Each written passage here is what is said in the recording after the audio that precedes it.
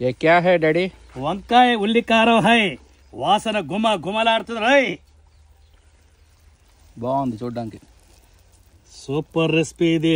ఏమనుకున్నావు? పాతకాలం నాటి వంట. ఎప్పుడు పెడుతున్నాం ఇది? పెట్టాలా, ఎలాంటి చేసి జనాలు చూపియాలా, పాతకాలం మళ్ళీ గుర్తు చేయాలి పాత వంటల్ని. అంతే అంటావా? బాగుంది చూడడానికి, టెంప్టింగ్గా ఉంది. సూపర్గా ఉంటుంది. తింటుంటే కూడా అలాగే ఉంటుంది. నోట్లో సొంగ గారాలంటే నీళ్లు గారాలా, ముక్క నోట్లో పెట్టి తింటుంటే అబ్బా అనాలా. ఏమనుకున్నావు? పాతకాలం వంటల మజానే అలాగ ఉంటుంది. ఇలా చక్కగా కాయ తిరిగేసుకుంటే చక్కగా మసాలా అంతా నూనెలో చక్కగా ఏగి తింటుంటే ఉంటుంది. అబ్బా కమ్మగా ఉంటుంది. మసాలా వేసినాక చాలా జాగ్రత్తగా మసాలా విడిపోకుండా ఏ కాయ చక్కగా ఇలా తిరిగేసుకోవాలన్నమాట. అప్పుడు ఆ నూనెలో మసాలా వంకాయ బాగా వేగి తింటుంటే మధురం.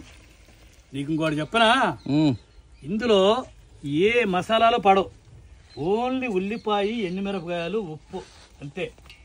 ఎప్పుడైనా సరే ఒక కూర ఒరిజినాలిటీ రావాలి అంటే మసాలాలు వేయకుండా ఇలా వండితేనే ఆ కూర యొక్క స్మెల్ కానీ రుచి కానీ ఒరిజినాలిటీ బయటకు వస్తుంది. ఈ వంకాయ అంటే ఎలా ఉంటుందో తెలుసు అసలు. ఇలా వండుకుని తింటే అబ్బా తిన్నారంటే ఒకసారి వదలరండి, అంత బాగుంటుంది అన్నమాట. పాత రోజుల్లో అమ్మమ్మ